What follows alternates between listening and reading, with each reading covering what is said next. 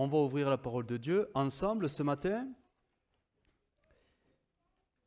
Et nous continuons sur le thème de la vie des disciples. On en a vu quelques-uns, je ne vais pas tout récapituler parce que je vais en oublier quelques-uns. Vous avez tout sur le site, sur notre chaîne YouTube.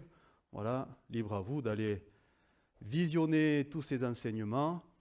Ce matin, on va en voir un nouveau personnage, un nouveau disciple. Alors, il est étonnant.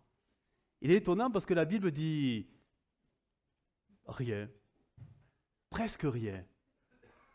Et en plus, lui-même ne dit rien. Il ne parle pas.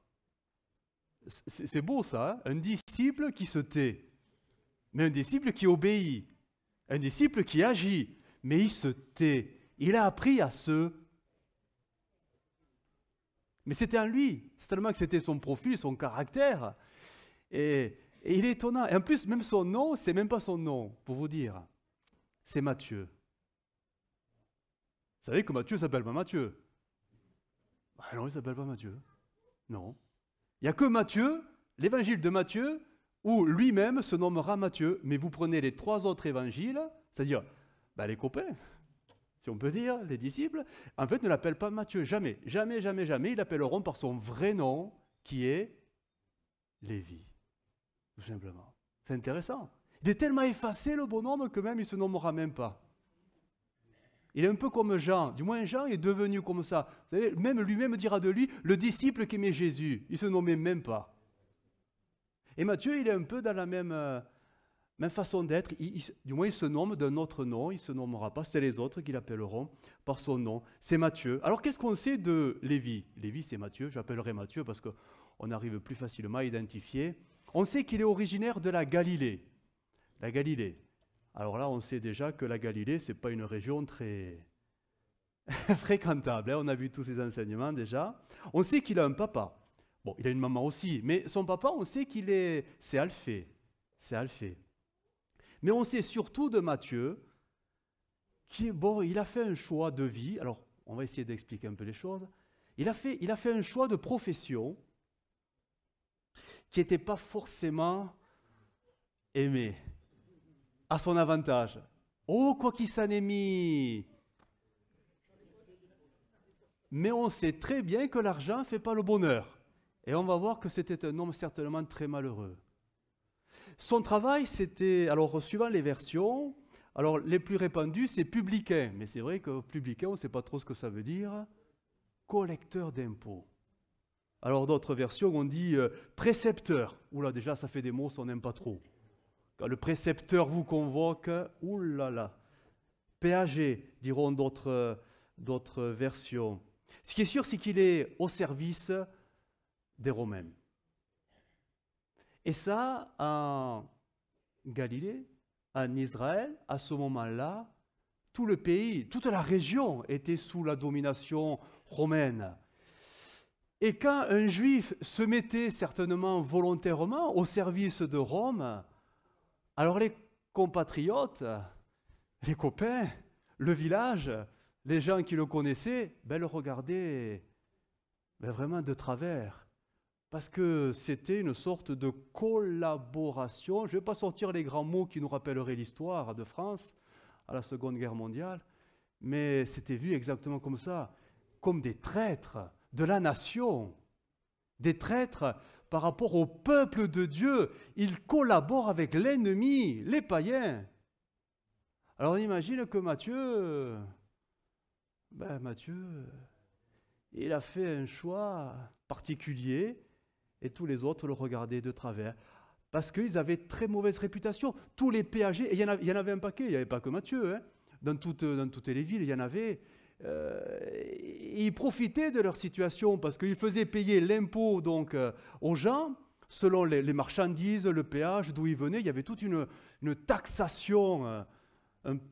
Voilà, je ne vais pas aller trop loin. Mais oui, ils prenaient le surplus. Voilà, hein, vous devez 100 € à Rome, mais je vous fais payer 150, parce que moi j'en veux aussi un peu pour moi, quoi. Et ça, c'était connu parmi le peuple juif que les précepteurs, ils en profitaient, quoi. Ils gonflaient les prix pour pour remplir les frigos, les placards à la maison. Et c'était des hommes aisés, riches, riches, riches. Et on en connaît un qui était très, très, très riche. Zachée, ah ben lui, il était vraiment très, très, très riche. Parce qu'il était plus que précepteur, la Bible dit qu'il était le chef des républicains. Donc, il y avait des niveaux, il y avait des grades même. Alors, ça m'a interpellé quand même. J'ai cherché un peu pour voir comment les choses s'étaient organisées. Alors, je vous lis un peu l'article parce qu'il est très intéressant. Pour collecter les impôts, Rome avait mis en place 3 catégories de fonctionnaires. Le plus haut, alors en latin, bon, publicanus, publicain, mais en fait c'est les adjudicataires de l'État romain. C'est-à-dire, c'est eux qui payaient directement l'impôt à Rome et c'est eux qui organisaient l'auto-remboursement. J'ai payé pour vous, comme ça, César, il a sa part, il ne va pas attendre après vous. Il n'y aura pas de retard de paiement avec César, certainement pas. Mais maintenant que j'ai fait l'avance, vous allez tous me payer. Et il va bien sûr gonfler les prix. En fait, il payait la région sur laquelle il était installé. Lui, il habitait à Rome. Hein. Tout était délégué. Et après, il faisait payer les taxes selon ses tarifs à lui, tout simplement. Donc, l'adjudicataire déléguait son autorité au sous-magistère, qui lui était, finalement, c'était le chef des précepteurs. Zachée était un sous-magistère, qui lui-même avait sous son autorité les fonctionnaires de 3e niveau, les précepteurs, qui eux étaient sur le terrain directement confrontés à la population et confrontés au mécontentement des gens. Bref, ils étaient en premier rang. C'était la pire des situations, mais aussi en profiter pour s'en mettre un peu aussi dans les poches. Et le peuple juif était sous cette domination, toutes ces taxes qui étaient là. Ils n'avaient pas le choix, il fallait tout simplement payer ses impôts. Et Jésus est allé dans ce sens. Vous savez qu'on est venu le coincer avec le denier. Faut-il payer l'impôt? Alors on imagine, hein, c'était ça en fait. Et j'ai dit, donnez-moi une pièce. Et de qui est l'effigie? De César. Rendez à César ce qui est à César. Et ça n'a pas plu, hein? Ça n'a pas plu, hein? Et rendez à Dieu ce qui est à Dieu, etc. On connaît les textes. Hein? Donc Matthieu est un fonctionnaire de Rome, 3e niveau. Il est sur le terrain, mais il est haï. Il est haï de ses compatriotes. Le peuple juif ne l'aime pas, ou ne l'aime plus depuis qu'il est au service des Romains. Il est tout simplement un traître de la nation. On y reviendra. Matthieu, et c'est peut-être intéressant, du moins à titre indicatif, selon la tradition, qu'est-ce qu'il est devenu après? Parce qu'on sait qu'il a été un disciple. On va voir dans quelles conditions il sera un disciple. Mais après la Pentecôte, la tradition a dit de lui, alors c'est vrai ou pas, bon, c'est la tradition chrétienne, hein, après la crucifixion, il serait parti en Égypte et en Éthiopie évangéliser pour apporter le nom de Jésus. Et là, il y a une petite histoire qui est dite, elle est dans la capitale de, alors on ne connaît pas trop, mais bon, Nadaver. Il aurait combattu l'influence de 2 magiciens, 2 mages qui tenaient un peu la région sous leur domination et leur pouvoir là. Mais Matthieu, il se serait attiré les faveurs du peuple parce qu'il a prié pour le fils du roi qui est mort de maladie et il serait ressuscité. Donc le peuple s'est tourné non plus vers les mages, mais vers Matthieu. Et ça a été l'occasion pour Matthieu, tout simplement, d'annoncer le nom de Jésus. Et toute la région, donc on est en Éthiopie, a reçu l'évangile. Le roi a reçu l'évangile. La fille du roi a reçu l'évangile, etc. Et finalement, ça sera un grand moment. Sur des années, 20 ans, il restera en Éthiopie. C'est sur des années tout ça. Et quand la fille du roi, donc la princesse, se convertira, elle fera, pour plaire à Dieu, un vœu. Le vœu de virginité. Pour se consacrer à Dieu. Vous voyez, déjà, nous plus tard, on connaît les engagements des des prêtres, des moines, des sœurs, le couvent, tout ça. Mais ça, c'est venu beaucoup plus tard. Déjà, ça existait un peu, ces choses-là. Et Matthieu trouvera favorable cet engagement de célibat, finalement, un peu comme Paul. Mais le roi, un jour, mourra, tout simplement. Et le frère du roi, donc le tonton, voudra s'emparer du pays de son frère. Vous voyez déjà, même en Éthiopie, il y avait des choses bizarres. Et le tonton aura des vues sur la nièce. Il exigera, parce qu'il a pris le pouvoir, il exigera de pouvoir épouser sa nièce. Il ira demander, bon, à l'époque c'était comme ça, hein, pas l'autorisation à la nièce, mais l'autorisation à Matthieu, parce qu'il avait une grande influence dans la région. Et Matthieu aura dit non, parce qu'elle a fait vœu devant l'Éternel de se consacrer toute sa vie au Seigneur. Et là, le tonton, ben oui, il n'a pas supporté le non. Il s'est mis en colère. Il s'est mis en colère parce qu'il n'accepte pas que sa nièce, qui, voilà, pour plaire à Dieu, refuse tout mariage avec quiconque, il se met en colère. Et là, l'histoire raconte que le tonton, donc le roi qui s'est emparé du pays, va tout simplement manigancer l'assassinat de Matthieu. C'est le seul obstacle à son projet de vie, là. C'est son seul obstacle. Et l'histoire dit que pendant un culte, il enverra ses hommes, et pendant que Matthieu célébrait le nom de Jésus, tout simplement en public avec les chrétiens de ce moment-là, il sera assassiné à coups de lance pendant le culte. Voilà. Et après, le roi, eh plus personne ne s'opposera à lui, et il fera bien sûr ce qu'il voudra.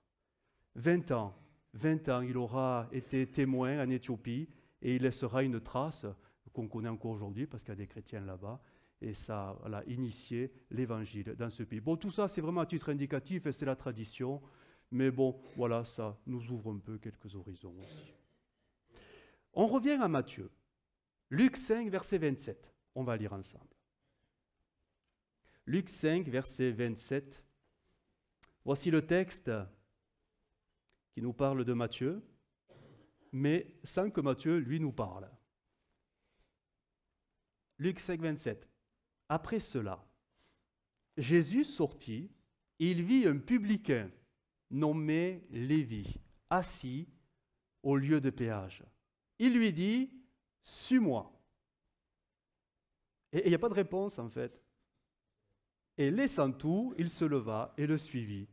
Lévi lui donna un grand festin dans sa maison, et beaucoup de publicains et d'autres personnes qui étaient à table avec eux. Les publicains et les scribes, les pharisiens et les scribes murmurèrent et dirent à ses disciples, « Pourquoi mangez-vous et buvez-vous avec les publicains et les gens de mauvaise vie ?» Jésus, prenant la parole, leur dit, « Ce ne sont pas ceux qui se portent bien qui ont besoin de médecins, mais les malades. Je ne suis pas venu appeler à la repentance des justes, mais des pécheurs. » C'est le texte clé de la vie de Matthieu, et même là, Matthieu, il dit rien. Il est vraiment... C'est impressionnant, le silence qui entoure ce personnage. Il ne dit rien, il ne dira rien. Mais on sait qu'il sera là. Ses actions sont là pour montrer qu'il est toujours obéissant à ce que Jésus attend de lui. Assis à la table des péagers, il dira « Lève-toi et suis-moi ». C'est pas rien quand même. Il quitte une situation des plus confortables, financièrement. Mais voilà, toujours, il n'y a rien. On pourrait comparer cette situation avec, il a été nommé avec Zachée. Zachée aussi, il a connu un peu la même situation. Vous savez, Zachée, il était petit, il est monté sur un arbre, parce qu'il voulait voir Jésus. Et Jésus va dire, bon, descends, il faut que je vienne dans ta maison, etc., etc. Mais et là, on est étonné de voir que Zachée, lui, il exprime des choses. On se souvient ce qu'il dira, Zachée. C'est un publicain, c'est un chef de publicain. Mais en fait, c'est un collègue de Matthieu, hein?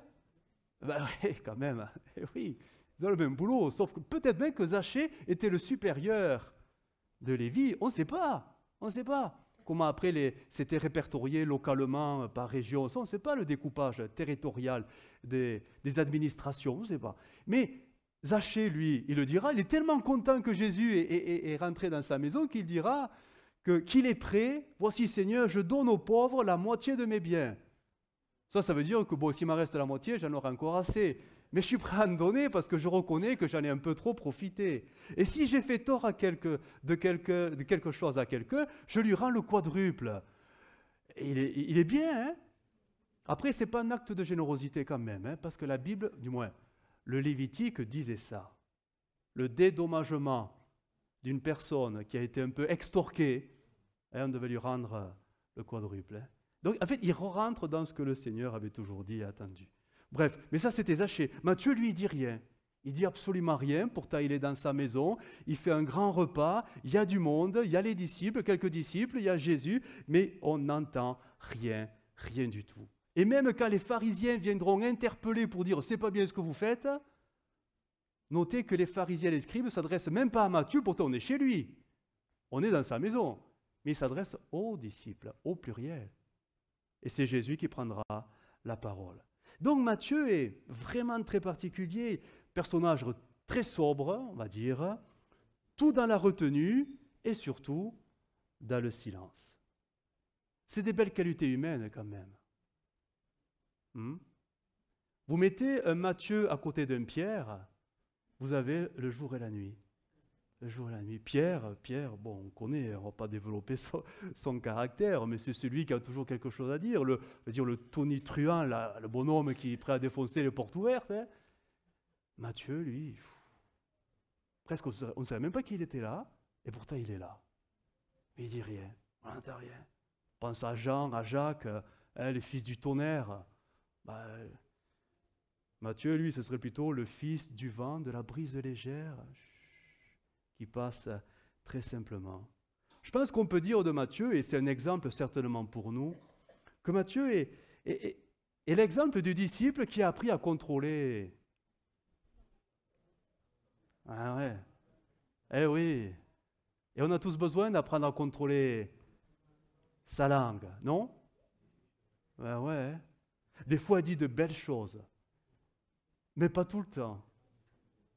Pas tout le temps. Vous savez que la Bible nous en parle de tout ça, mais si on le sait. Allez, quelques textes. Jacques 1, 26, parole de vie. Vous allez voir que quand même, la langue, elle est pointée du doigt par on va dire, le Saint-Esprit, hein, parce que c'est lui qui a inspiré les Écritures. Hein. Jacques 1, 26. Si quelqu'un croit être un bon chrétien, bon là j'en ai plein dans la salle, hein. Mais n'est pas maître de sa langue, il se trompe lui-même, et sa façon de pratiquer la religion, alors c'est vrai que le mot religion, sa piété, sa vie chrétienne, sa vie spirituelle, et là c'est radical, hein, ne vaut rien. Vous arrivez à la maîtriser, cette langue?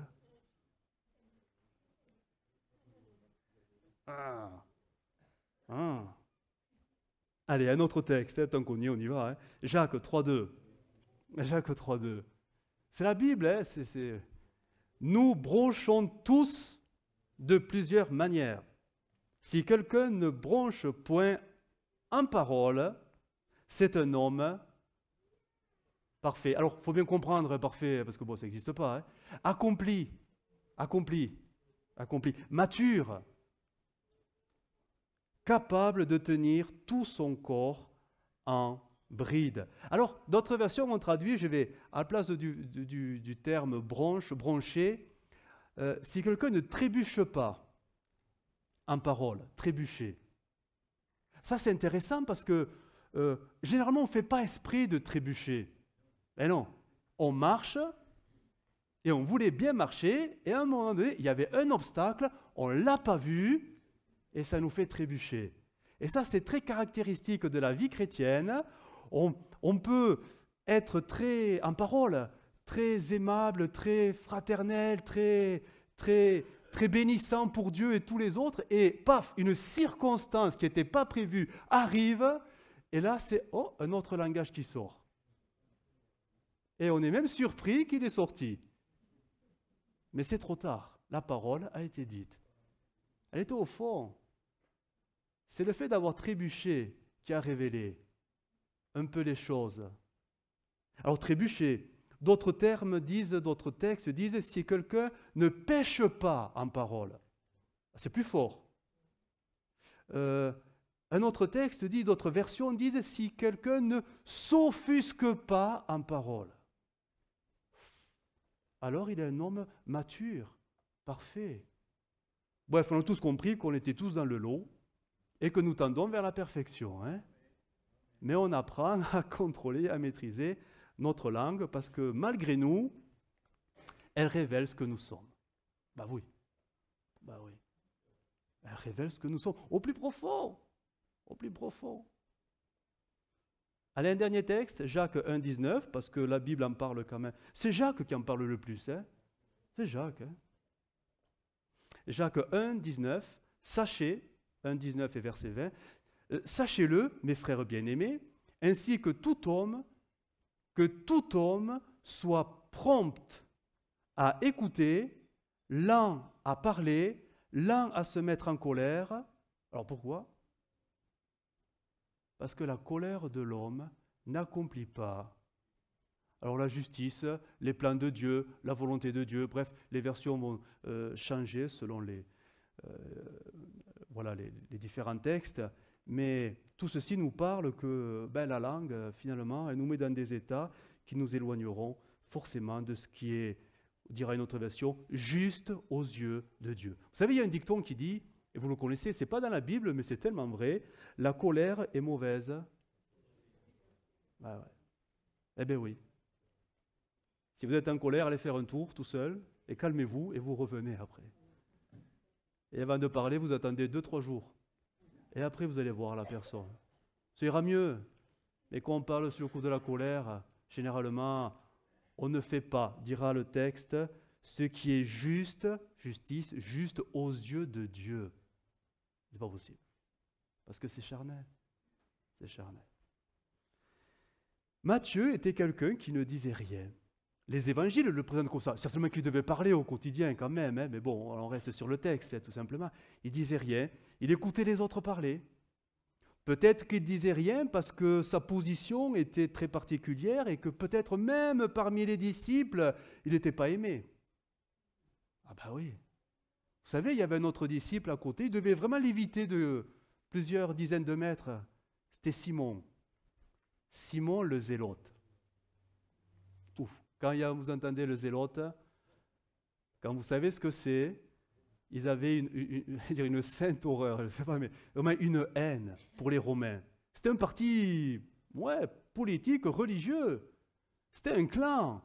Et eux, ce qu'ils voulaient, c'était la libération par le sang de la terre sainte de Jérusalem. Donc, s'il y avait un Romain, à 2 ou 3, là, on y va, on le prend et hop, Oui, mais s'il y a les collaborateurs des Romains, mon gars, viens, on va t'expliquer.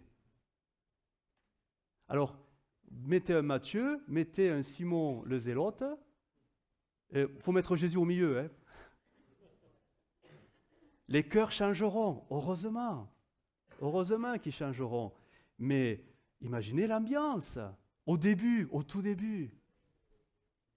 Certainement que Simon a dû dire, Jésus, mais pourquoi t'as pris Lévi? C'est un traître, pourquoi tu l'as pris? Il ne faut pas le prendre. Alors on imagine toute l'explication de texte de Jésus après. Et peut-être Matthieu de dire à Jésus, mais tu es sûr que tu veux, parce qu'avec eux, mais ils vont me tuer quand tu vas dormir. Ils vont me sauter dessus. Alors, on imagine, hein. C'était pas Alléluia, Alléluia tous les jours, tous les matins, jusqu'au soir. Hein. Il y avait une tension. Et en 3 ans et demi, les choses vont apprendre. Le Saint-Esprit va agir, bien évidemment.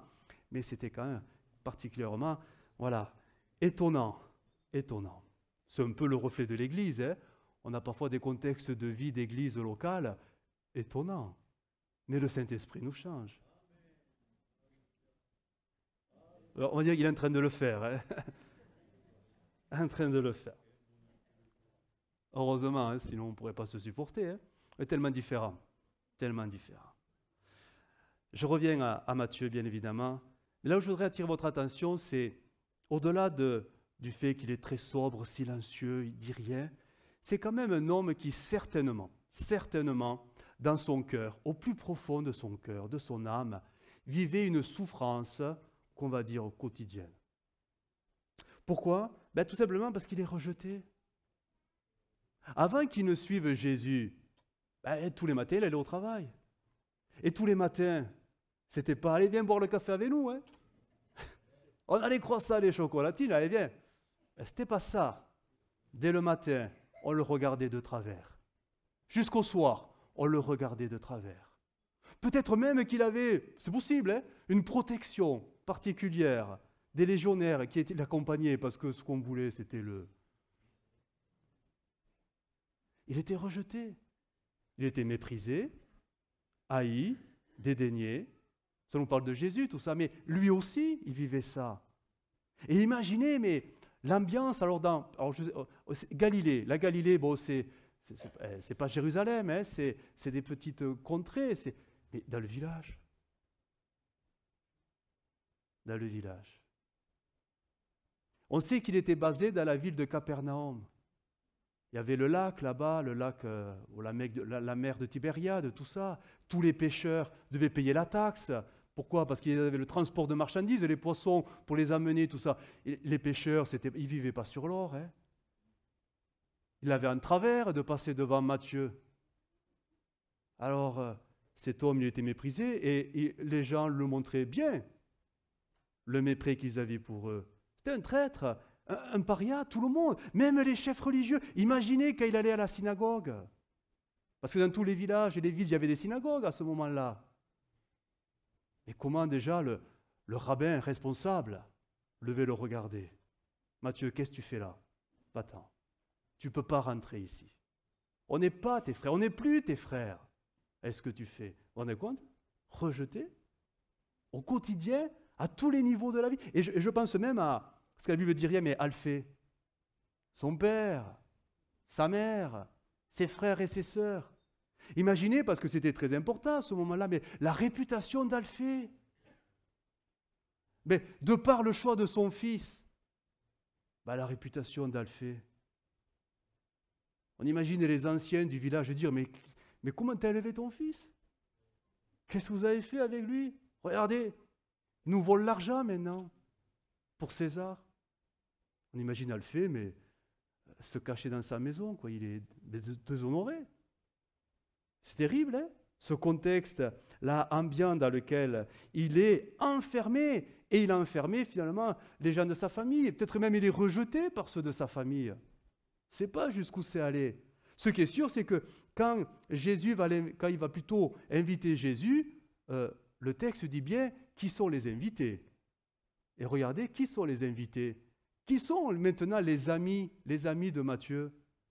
Le texte dit, tu nous remets s'il te plaît, Luc 5, 29. Lévi donna un grand festin, donc on imagine la grande table, hein, dans sa maison. Et les invités, c'est qui? Beaucoup de... oui, tous les gens que plus personne ne veut voir. Hein. Ils sont entre eux, les rejetés de la société juive. Mais ils sont entre eux. Et d'autres personnes étaient à table avec eux. Mais c'est qui ces autres personnes? Quand les pharisiens vont poser la question, pourquoi mangez-vous et buvez-vous avec les publicains et les gens de... Non, les amis. Tous ces gens qu'on évite parce qu'on ne veut pas se souiller. Les Juifs en étaient là, on ne veut pas se souiller avec les publicains, on ne veut pas se souiller avec les prostituées, on ne veut pas se souiller avec les gens de mauvaise vie. Oui, mais tous ces gens rejetés, ils étaient entre eux. Et Matthieu a invité ceux qui étaient avec lui. Et au milieu, Jésus viendra, mais je suis venu justement pour eux. Ce sont des pécheurs. Je suis venu pour eux. Vous, les bien-pensants, qui les rejetez, finalement, vous vous privez de la grâce de Dieu. Mais eux, ils vont la connaître. Ils vont la connaître. Alors, ce choix, pourquoi Matthieu a-t-il choisi cette profession? Elle est étonnante, cette profession. Alors, il y a deux possibilités.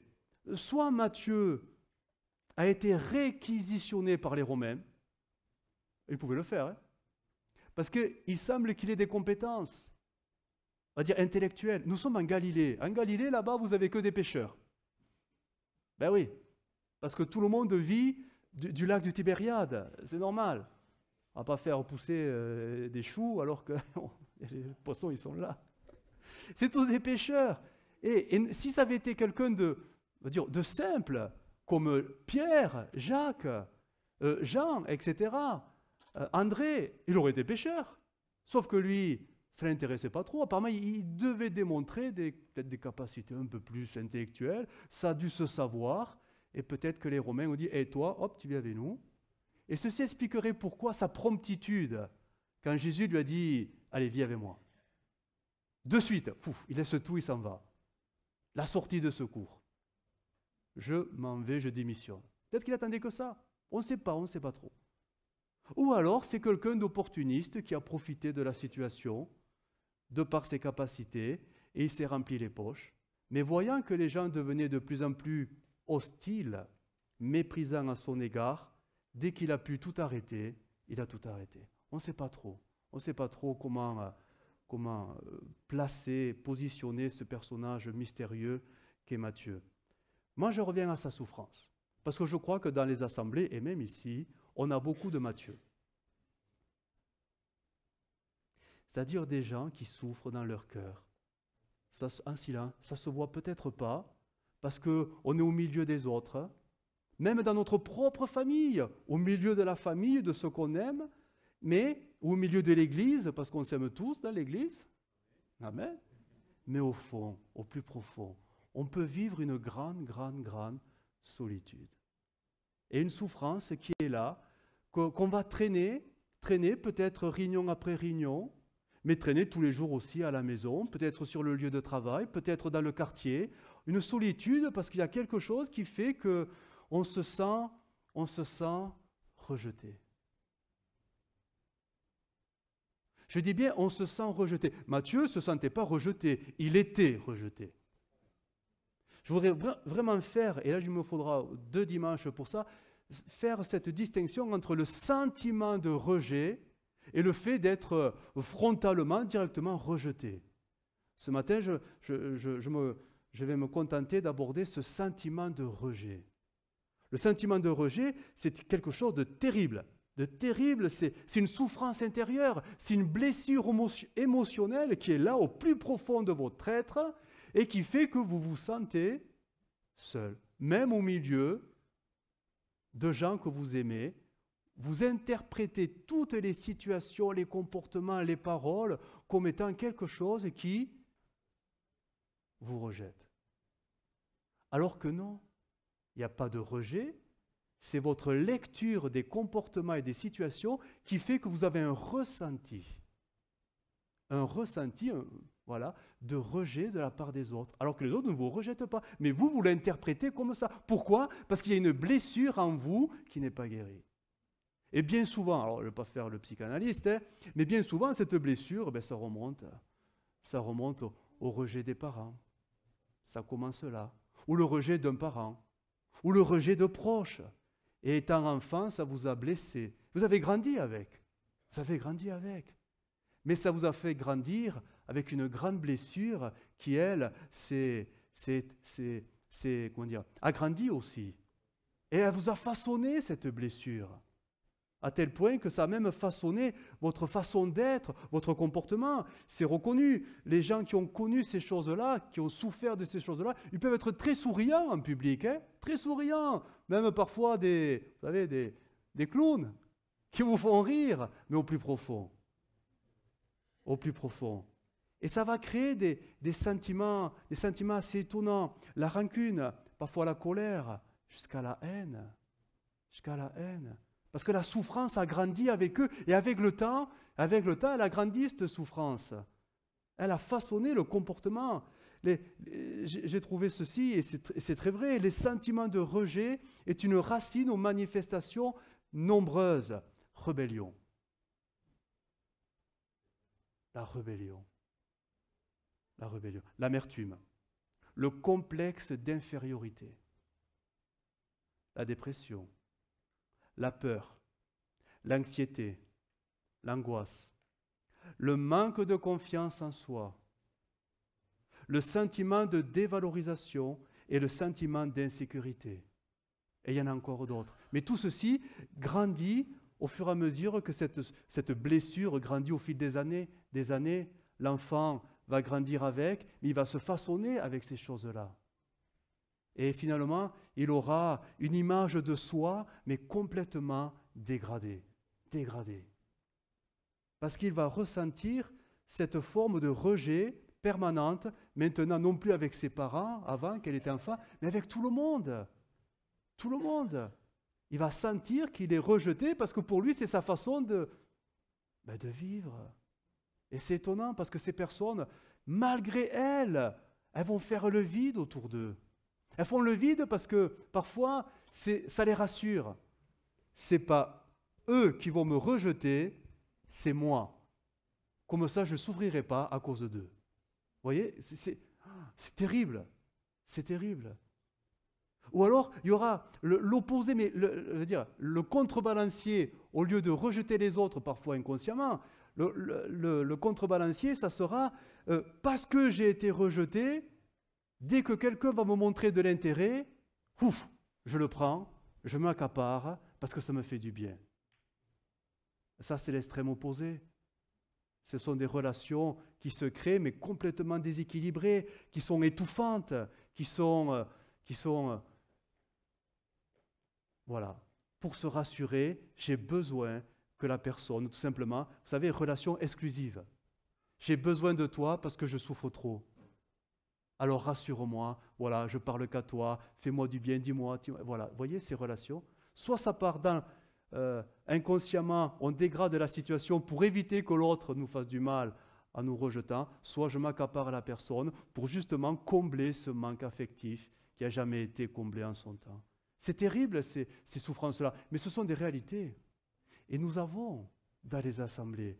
Ça ne remet pas en cause la conversion, certainement pas, ça c'est spirituel. Mais c'est une façon d'être. Ces souffrances nous ont façonnés dans un comportement, dans un profil, des traits de caractère. Et c'est là, je veux dire, la bonne nouvelle, c'est que le Seigneur, lui, il peut poser son doigt. Et là, le Seigneur, lui, pas les autres, mais lui, il peut faire quelque chose. N'est-il pas écrit dans Luc 4, 18, l'Esprit va s'afficher, l'Esprit du Seigneur est sur moi. On attend le texte, il arrive, Marouin pour annoncer une bonne nouvelle. Voilà, dernière phrase, il m'a envoyé pour guérir ceux qui ont le cœur brisé. On ne parle pas du corps là, c'est autre chose le corps, le cœur. L'âme brisée. Et ce sentiment de rejet est une blessure, une cassure de l'âme qu'on a subie, on n'a pas choisi, mais on la porte toujours aujourd'hui. On la porte et on peut la porter toujours aujourd'hui. La bonne nouvelle, c'est que le Seigneur, il peut la guérir. Parce que lui, il peut combler, lui seul peut combler tous les manques qui sont là dans nos âmes. Vous savez, le dimanche, bon, c'est bien le dimanche, c'est bien les réunions, mais on présente tous une apparence. Ben oui, on a une apparence. Mais on ne le fait pas en mal, mais c'est comme ça. Mais quand on rentre à la maison et qu'on est seul, il se passe quoi? Peut-être les larmes se mettent à couler. Les larmes se mettent à couler parce qu'on se dit, personne n'est venu me saluer. Alors vous direz, ouais bon, d'accord, c'est pas grave, on ne t'a pas salué. Oui, mais pour la personne qui souffre du sentiment de rejet, ça lui revient au visage et lui l'interprète, mais personne n'est venu parce que personne ne m'aime. C'est sa lecture de la situation, parce qu'il a le filtre de sa souffrance qui est en permanence là. Il interprétera tout comme ça. D'où l'importance, bon je le répète, mais d'où l'importance de se saluer les uns les autres. Oh, je sais qu'on le fait tous. Mais si on le faisait vraiment tous, ça serait mieux, tellement mieux. On est entre nous parfois. Bon, pas vous, hein. Si, même vous, après tout, hein. On a tous notre petit cercle d'intime, d'affinité. Mais attention, je ne dis pas que c'est mauvais, c'est normal. Mais si un instant on sortait de ça, un instant, pour aller vers les autres, parce que vous savez, ceux qui souffrent à l'intérieur, ils ne viendront pas vous voir. Eux, ils sont dans l'attente de quelque chose. Ils ont besoin de quelque chose. C'est à nous, peut-être, à aller vers eux pour simplement les saluer, simplement. Mais ça va leur faire beaucoup de bien. Alors bien sûr que nous, on ne pourra pas les guérir comme Jésus peut les guérir, mais est-ce qu'on n'est pas appelé à se faire du bien les uns les autres? Est-ce qu'on n'est pas appelé à se bénir les uns les autres? Vous savez, ce n'est pas simplement « Allez, je prie pour toi, passe une bonne semaine ». Non, lui va souffrir pendant la semaine, parce qu'il est seul. Il est seul. Et vous savez, et même si on est en famille, on peut souffrir de ces choses-là. On peut avoir même plein d'amis et même souffrir de ces choses-là. D'où l'importance que dans la maison de Dieu, nous puissions nous faire du bien, mais concrètement. Pas simplement en parole, je prierai pour toi, tu verras, Dieu sera avec toi. Ok, c'est très bien tout ça, mais c'est la communion fraternelle. La réalité de la communion fraternelle, est-ce que ce n'est pas déjà de s'accueillir les uns les autres? Non? On l'a tous lu quelque part dans la Bible, ça. Savoir s'accueillir. Un sourire chaleureux. Une parole bienveillante. En fait, pas trop. Mais quelque chose de vrai, d'authentique. Et parfois, ça met un baume sur le cœur. Oh, ça va peut-être pas guérir la personne, mais ça va apaiser la personne. Ça va apaiser la personne. Parfois, un regard. Un regard. C'est tellement important. C'est parfois insignifiant. Mais quand on reste entre nous, on passe à côté de ces choses-là. Nous avons beaucoup de Matthieu, beaucoup de Lévi au milieu de nous. On ne connaît pas la vie des gens. On ne se connaît pas réellement, au plus profond. On ne se connaît pas. Et peut-être même dans les couples, ne se connaissent pas. Ne se connaissent pas. Et voilà pourquoi parfois on a même des couples qui ont du mal. Vous savez, un couple, alors je ne suis plus dans mes notes,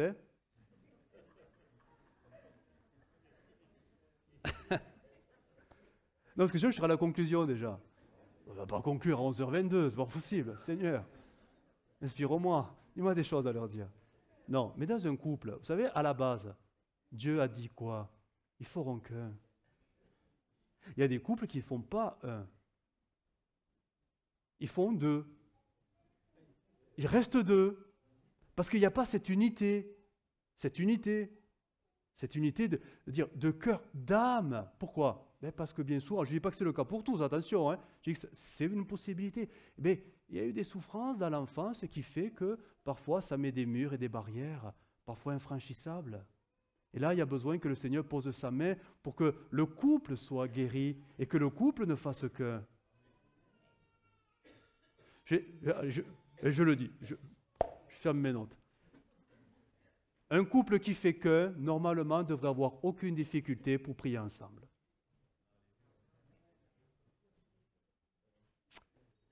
Êtes-vous d'accord avec ça? Je sais que là, je l'ai dit. Donc ça veut dire quoi? Ça veut dire que si un couple chrétien, après peut-être, c'est vrai au début du mariage, on apprend à se connaître, c'est pas pareil. Mais vous savez, après au bout de 10 ans, 20 ans, 30 ans, 40 ans de mariage, peut-être 50 même, peut-être 60, et si on n'arrive pas encore à prier, mais comme si on n'était qu'un devant Dieu, ensemble, l'un avec l'autre, est-ce qu'il n'y a pas un problème? Est-ce qu'il n'y a pas quelque chose qui montre qu'il y a un mur qui est là? Et si ce mur, c'était simplement l'histoire de notre passé, qui nous a blessés et qui fait qu'on ne fait pas qu'un devant Dieu, le couple ne fait pas qu'un, parce que le couple est en souffrance, tout simplement. C'est là qu'il faut quand même faire l'effort, comme le don spirituel l'a dit, de faire l'effort. Là, c'était pour une personne de louer Dieu, mais le couple de faire l'effort pour essayer tout simplement de passer outre ce mur et que Dieu pose sa main et guérisse. Parce que c'est des blessures qui font ça. Parce qu'on sait tous, du moins je pense que vous le savez, que tous les couples devraient prier ensemble. Non? Qui le découvre ce matin? J'ose pas poser la question, qui le vit réellement? Parce que je vais mettre personne mal à l'aise. Mais on devrait le vivre. On devrait. La réalité spirituelle du couple est plus importante que la réalité physique du couple. Vous voyez de quoi je parle? La réalité spirituelle est plus importante. La communion d'esprit est plus importante que la communion corporelle, physique. Ouais. Vraiment, j'encourage, vraiment, prenez du temps et peut-être parlez-en entre vous, si ça n'a jamais été fait. Peut-être c'est tabou, mais il faut qu'à un moment donné, spirituellement, le couple se retrouve pour ensemble construire quelque chose qui plaise à Dieu, parce qu'on a été voulu pour ça. Le couple, le mariage a été voulu pour ça. Tu quitteras ton père et ta mère, etc. Et vous serez qu'un. Et quand on lit l'apôtre Paul, on comprend qu'on parle d'unité spirituelle, unité d'âme. D'accord? Pas simplement la procréation, avoir plein de bébés à la maison. Hein? On ne parle pas de ça. Hein? Après, je comprends bien que parfois, quand les deux ne sont pas au Seigneur, c'est différent. Il faut que des étapes se fassent. Il faut que les deux se convertissent, bien évidemment. Je parle du couple chrétien. Hein? Du couple chrétien. Mais s'il n'y a pas une réalité spirituelle qui les unit, alors là, peut-être qu'il y a des guérisons, il faut des guérisons, il y a quelque chose qui doit être comblé, mais il n'y a que Dieu. Mais déjà en parler, c'est important. Parce que je relève cet article très intéressant sur ceux qui souffrent de ce sentiment de rejet, mais finalement de toute blessure émotionnelle qui sera un mur plus tard dans les relations. En 3 points, ils disent... Étape fondamentale, accepter que notre âme soit blessée. Ça, c'est pas évident. Hein? Oui, j'accepte que j'ai un problème à moi. Je ne prie pas avec mon conjoint. Je reprends cet exemple, hein, parce que c'est plus parlant pour des chrétiens. Je ne prie pas avec mon conjoint, ou je n'ai pas envie de prier avec mon conjoint, ou je voudrais bien mais j'y arrive pas. Reconnais qu'il y a quelque chose qui ne va pas. Déjà, reconnais. Parce que c'est la volonté de Dieu que tu vives ça et que tu te réjouisses de ça. C'est la volonté de Dieu. Si ça ne vous plaît pas, déchirez la page de Genèse 1. Hein, puis voilà, on n'en parle plus. Hein. Donc, si la volonté de Dieu, la volonté de Dieu n'est pas satisfaite par mon mariage, c'est qu'il y a quelque chose qui, à moi, fait obstacle. Donc déjà, le reconnaître. Chérie, j'ai un problème. Seigneur, j'ai un gros problème. Déjà, 1. Deuxièmement, l'étape suivante, le pardon. Eh oui. 1. Pardonner à soi-même. Si je suis comme ça, ce n'est pas parce que je l'ai voulu, mais c'est parce que j'ai subi des souffrances, des blessures. On ne s'auto-blesse pas naturellement, mais certainement pas. Mais s'il y a des murs qui sont là spirituellement, c'est que quelque part, j'ai besoin simplement, oui, de reconnaître qu'il y a quelque chose qui ne va pas, mais peut-être j'ai besoin de me pardonner. Et de pardonner aux autres, parce que ce qui me fait mal aussi aux autres, parce qu'ils subissent ma blessure, directement ou indirectement. Ils la subiront.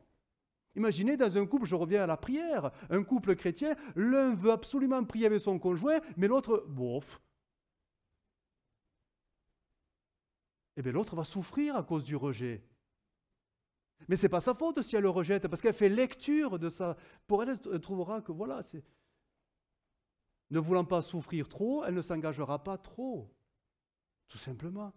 Donc savoir se pardonner, savoir pardonner les autres pour le mal, etc. Mais elle dit ça, sans pardon, manière, on n'ira pas bien loin. Hein. À tous les niveaux, sans pardon, on peut même perdre le salut.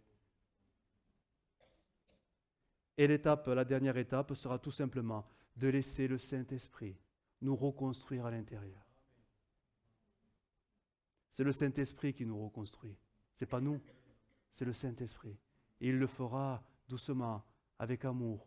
Mais il le fera toujours avec la parole du Seigneur, parce que c'est elle. La parole de Dieu, elle est incroyable. Elle est remplie de textes, de versets, de promesses qui sont comme des baumes. Des baumes du Seigneur qui sont là une fois apposés sur nos cœurs meurtris, qui vont leur faire du bien. C'est un processus de guérison qui peut prendre peut-être plus de temps les uns par rapport aux autres, mais le but, c'est que nous soyons dans la guérison intérieure qui nous fait grandir vers les choses spirituelles. C'est valable pour la personne qui est seule, comme le couple, là je reprends la généralité, mais c'est important que nous soyons des gens guéris. Parce que vous voulez apporter quoi après aux autres? qu'est-ce qu'on va leur apporter? On est censé leur apporter la bonne nouvelle de l'Évangile. Mais si à l'intérieur, on est tout blessé de partout, mais on va leur apporter quoi? Nos blessures? Mais non, on ne peut pas. C'est important que le Seigneur nous relève, nous guérisse, mais il faut absolument reconnaître qu'on ne va pas bien, reconnaître, accepter qu'on est blessé pour X raisons, et pardonner ceux qui nous ont blessés, mais pardonner ceux qu'on a blessés. Bref, le pardon doit être quelque chose de vital. Il faut le répandre. C'est plus la souffrance qui doit se répandre, c'est le pardon qui doit se répandre. Le pardon, c'est libérateur. Et le pardon, ce sera cette clé qui va permettre au Seigneur maintenant de pouvoir poser sa main. Alors, quelques textes que je voulais partager pour ceux qui ont vraiment ce sentiment, et je suppose très fortement qu'il y en a au milieu de nous, ce sentiment de rejet, de solitude. Quelques textes qui sont là comme des baumes qu'il faut repasser. Il ne faut pas repasser les choses négatives. Oh, il ne m'a pas dit bonjour. Oh, le pasteur, il ne m'a même pas regardé. Toutes ces choses ne sont pas faites en mal.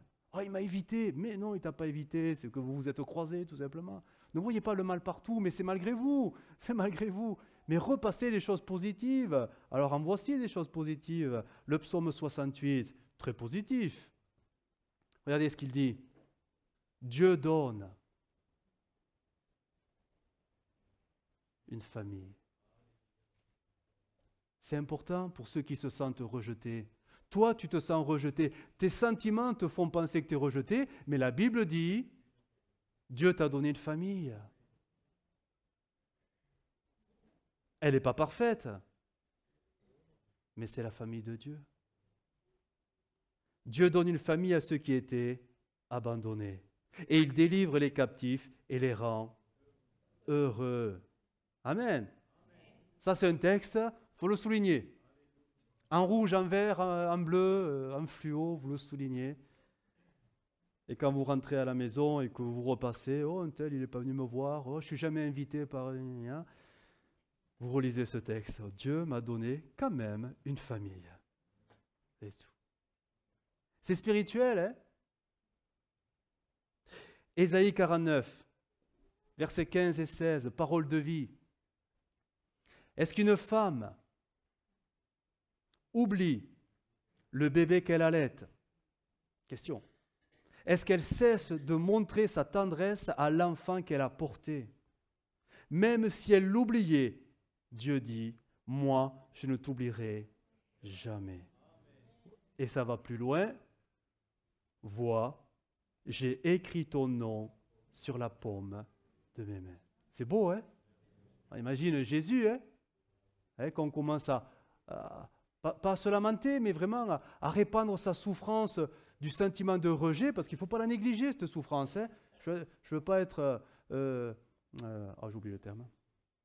Bref, voilà. Je ne veux pas la négliger, mais voir Jésus qui nous montre ses mains et qui nous montre notre prénom inscrit dans ses mains. Ça, c'est la guérison qui commence, celle de l'esprit. Ésaïe 49, verset 10.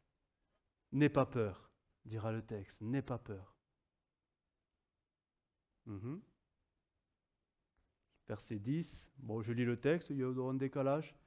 N'aie pas peur, je suis avec toi. Ne regarde pas autour de toi avec inquiétude. Oui, ton Dieu, c'est moi. Je te rends fort. Je viens à ton secours. Je te protège avec ma main puissante et victorieuse. C'est beau, hein? Ça, c'est des textes, ils sont incroyables, ces textes-là. Et un dernier, Deutéronome 31, verset 8. Parole de vie nous dit ceci.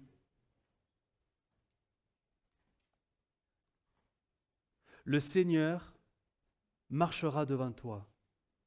Il sera avec toi. Il ne te lâchera pas. Il ne t'abandonnera pas.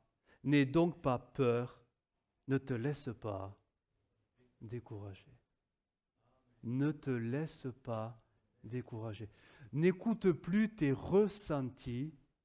Ne te laisse pas entraîner par tes sentiments, mais regarde à la parole de Dieu qui, au travers de ces quelques textes, te dit que Dieu sera toujours là. et qu'il y aura toujours une famille, celle de l'Esprit. L'Église, elle sera toujours là. Alors arrête d'interpréter les situations comme si c'était une forme de rejet de la part de tout le monde. Non, on s'aime tous. On apprend à s'aimer tous. Et on va y arriver. Parce que Dieu est amour. Alors on va y arriver. Mais c'est tellement important, en tout cas que nos cœurs soient guéris de ce sentiment de rejet, parce que je ne crois pas qu'un chrétien délibérément rejette un autre chrétien. J'ai du mal avec ça. Parce que si c'était le cas, ce n'est pas des chrétiens. Le véritable chrétien aime. Le chrétien qui est rempli de l'amour de Dieu aime. Peut-être maladroitement, imparfaitement. Oh, certainement qu'il en fera des gaffes. Mais au fond, l'amour de Dieu, il est là. Mais il a besoin de devenir plus grand, mature. Mature tout simplement. Mais il faut que le Seigneur puisse guérir le cœur de ceux qui sont en souffrance dans ce domaine-là, pour que tout simplement le Saint-Esprit puisse, sans obstacle de notre part, construire, créer cette unité spirituelle. Le but, c'est ça. Ce n'est pas parce qu'on est ensemble qu'on est unis spirituellement. Eh non, parce que parfois nous avons nos blessures qui mettent des murs. Ça, c'est la communion fraternelle. Parfois, c'est même les couples qui ne sont pas unis spirituellement. J'y reviens. Parce que c'est comme ça. Mais Dieu, lui, veut créer l'unité spirituelle. Déjà dans le couple. Et après dans l'Église. Si tous les couples étaient spirituellement unis, l'Église serait plus unie. Oui, non, j'ai dit une bêtise, une grosse bêtise. Pasteur, vous allez trop loin, c'est insupportable ce que vous dites. Que Dieu nous éclaire, hein? Que Dieu nous éclaire. J'en arrive à ma conclusion. Matthieu. Matthieu est un nom d'origine hébraïque. Vous savez que les noms ont des significations, c'est très intéressant à savoir. Matthieu, ça veut dire quoi, Matthieu? Michel, tu le savoir, Michel? Don de Dieu, exactement. Hein, Matthieu, don, et Yahou, Yahvé, don de Dieu. Mais on sait que Matthieu, ce n'est pas son nom, du moins. Sur la carte d'identité, ce n'est pas son nom, c'est Lévi. Et Lévi, ça veut dire quoi? Ouais, alors, c'est l'idée. Mais littéralement, c'est attachement. Attachement. Et c'est vrai que Matthieu, Lévi, a toujours été rejeté. Il a pu s'attacher à personne, méprisé. Peut-être même sa famille l'a repoussé.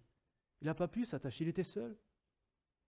Mais quand Jésus l'a appelé, pas un mot, rien du tout.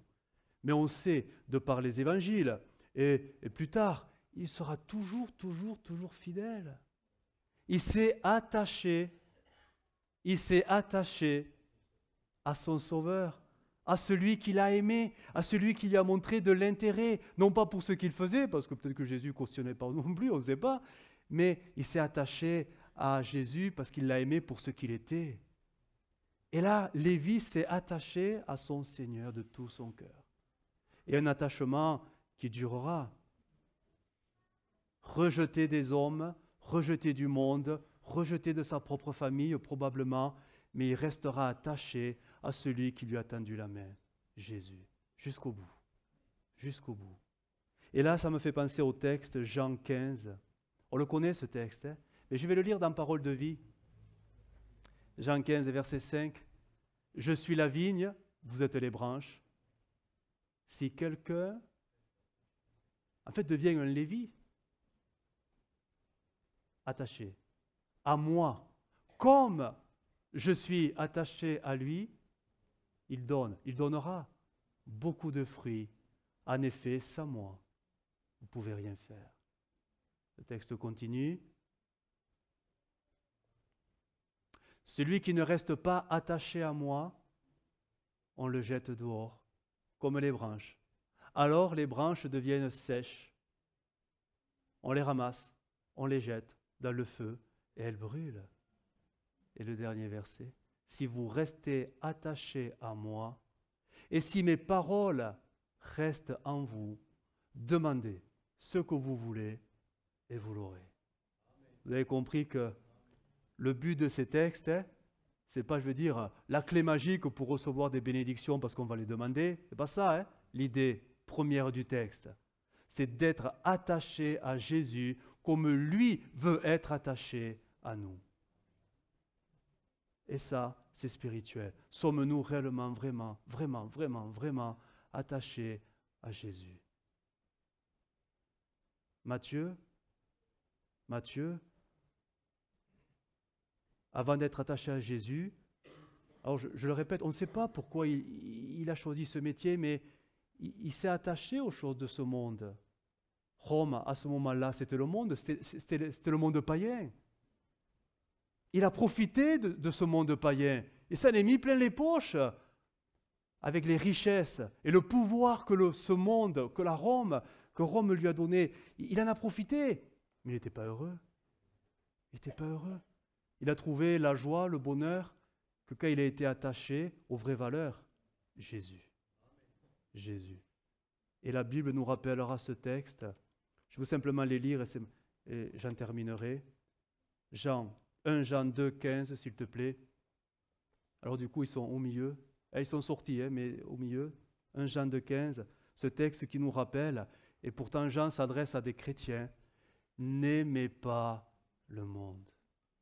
Même s'il vous en met plein les poches, même s'il vous donne une autorité, un pouvoir légal, peu importe, une position sociale, n'aimez pas ce monde. Vous ne serez pas heureux avec ça.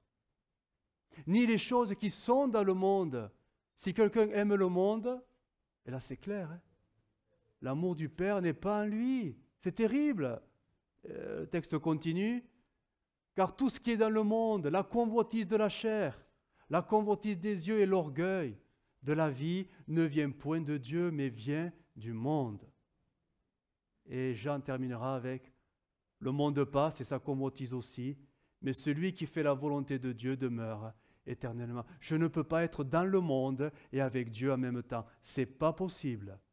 Quand Matthieu a quitté le monde, la table des péagers, c'était pour suivre Jésus une bonne fois pour toutes. Et dernier texte, il va être un peu dur. Si nous le mettons, c'est Jacques 4,4, français courant. Jacques, il n'était pas tendre avec les chrétiens. Infidèles que vous êtes, ne savez-vous pas qu'être ami du monde, c'est être ennemi de Dieu? Vous comprenez? C'est violent, hein? C'est violent. Celui qui veut être ami du monde sera donc ennemi de Dieu. Exactement, Matthieu, qui était devenu ami des Romains, a été haï et méprisé par le peuple de Dieu. Si une autre version dit, c'est la parole vivante, je ne sais pas si tu peux nous l'afficher, dit, au lieu de mettre ami, carrément le terme flirter. Si vous flirtez avec le monde, donc on comprend ce que ça veut dire, hein? On n'y est pas tout à fait, mais on joue avec. Parce que ça nous en met. Et on en profite. Eh bien, en faisant ça, on devient, sans s'en rendre compte, spirituellement ennemi de Dieu. Même si vous l'aimez de tout votre cœur, hein, mais en fait, vous vous trompez. Parce que le véritable amour de Dieu, c'est de rejeter le monde. D'où la parole qui est très violente, infidèle que vous êtes. Adultère, dira d'autres versions. Soit c'est le monde, soit c'est Jésus. À vous de décider à qui vous voulez être attaché. Parce qu'on ne peut pas être attaché à Jésus et au monde en même temps. Ce n'est pas possible. Il va falloir choisir son camp. Et si vous ne le faites pas, c'est Dieu qui le fera pour vous. Parce qu'il vous considérera comme son ennemi. C'est dur à entendre, hein? Pour l'Église, c'est dur à entendre, hein? Parce que nous, on se dit, oh, ça y est, le ciel m'est ouvert, je suis passé par les eaux du baptême, je suis sauvé, alléluia. Attention, on peut se tromper, on peut vraiment se tromper. Où est mon cœur? Là sera mon trésor. On va fermer nos yeux, on va prier. Seigneur Jésus, nous te bénissons. Te bénissons parce que ta parole, elle nous parle Et nous voulons entendre ta parole nous interpeller. Nous voulons laisser le Saint-Esprit nous interpeller. Et même si c'est dérangeant, nous voulons nous laisser bousculer. Parce que tu veux notre salut. Tu ne veux pas notre perte. Mais tu veux que nous soyons sauvés et que nous passions l'éternité avec toi. Ce monde ne peut que nous ramener à la condamnation. Et loin de toi. Alors Seigneur, donne-nous vraiment, vraiment, de pouvoir être des Lévis, de véritables Lévis qui restent attachés fondamentalement à toi et à ta parole, tout en rejetant ce monde, même si nous vivons dans ce monde, mais nous ne voulons pas de ce monde, de sa mentalité, de sa convoitise, de ses attraits, de ses plaisirs. Nous voulons des choses qui viennent du ciel. Nous aspirons aux choses célestes. Seigneur, tu nous as appelés à une vie de sacrifice. Et là, nous comprenons que face à ce monde, nous avons des sacrifices à faire. Donne-nous la force de les faire pour rester attachés à toi, afin que nous portions du fruit et que notre vie te plaise, parce que tu veux faire de nous tes amis et non pas des ennemis. Aide-nous, Jésus, parce que sans toi, on n'y arrivera pas. Mais avec toi, nous serons réconciliés avec le Père et nous serons les amis du Père, des fils et des filles, auxquels le ciel s'ouvrira quand nous serons devant toi. Aide-nous, Jésus. Amen.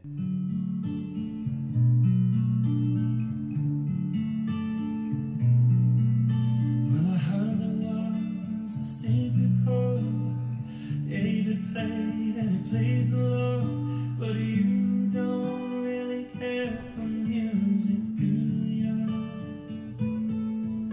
Well, it goes like this: the fourth, the fifth,